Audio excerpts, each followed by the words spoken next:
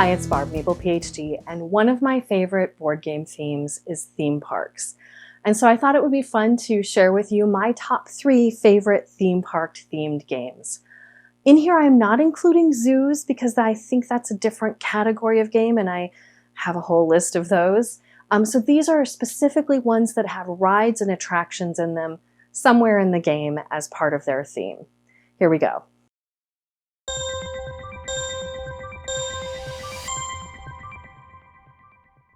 My number 3 is Imagineers. This is a game that didn't get a lot of love. It's a game where players are building out together an amusement park, and by themselves they have a specific roller coaster within this park that they're building. On each turn they get to build a new attraction into the park if they want, or take a different special action. I'm pretty much always building a new ride. And then they put their little marker on it so they know that that's their ride. Next, they pick up a group of visitors that are at one of the rides and start placing them one at a time in the subsequent rides.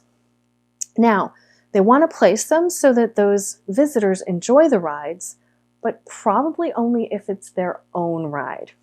So, the next step is to activate the rides. You look to see if the color of the meeple matches the color of the ride. For example, the red meeples are looking all for the thrills in the park. The blue ones are looking for water-themed rides, and the yellow ones want those kind of serene Ferris wheel type rides. So if the colors match, you activate it. The owner of the attraction will get some benefit, as will the person activating it. So there might be a reason you want to activate someone else's ride, but usually you don't want to give them that much of a benefit. After that, those visitors move on to the next line, and it's the next player's turn. So one of the things I like about this game is that it uses that Mancala mechanism that I don't see in a lot of games. I think Five Tribes is the only other game on my shelf that I can think of that uses it. And so it adds that cool dimension to the game where you're looking at all the different groups of meeples all around the board, trying to figure out which ones are going to benefit you the most. But then as the game progresses, you've moved a lot of them away from your rides, and you need to figure out how to get them moving back towards yours so that you can activate those points by the end of the game. That roller coaster that you're building up in front of you is one of the red rides on the board. So you're trying to get those red visitors in there so that they can have a thrill on your roller coaster and give you a whole lot of benefit. But again, you're trying to keep those red guys away from your competitors because you know that they're going to get a lot of benefit. There's a lot more going on here than I thought there might be when I first saw this. It was a Kickstarter. It's probably a little hard to get at this point, but I really enjoy this one.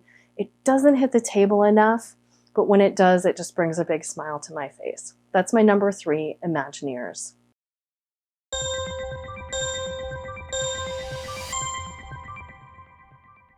My number 2 is Steam Park. This is a silly themed game where once a year, the robots in, I don't know if it's Robot City or what it was called, have a week off where they get to enjoy themselves. Otherwise, the rest of the year, they are hard at work. So during this 1 week, you are building up a park where different robots are going to come in and enjoy the rides. There is a small real-time element of the game where at the beginning of each round, you're rolling dice frantically and putting them on your pig board. Yes, it is a pig board. And everyone's doing that simultaneously, and whoever finishes first takes the first player marker, and so on until you're down to the last player. And there is a huge benefit to being first here, so I could see where this might not be for everyone.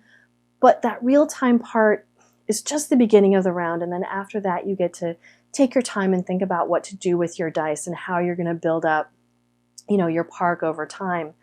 And there are ways to mitigate your dice rolls. If you get, some of the little kiosks in there, they let you manipulate your dice, or they let you spend less actions to do some of the things you want to do, like clean up the messes of your robots.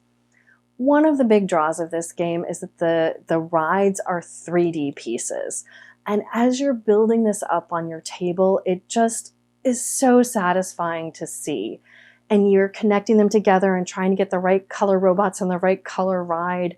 It's just one of those games that every time I pull it out, I just have a big smile on my face and have a blast playing it. That's my number 2, Steam Park.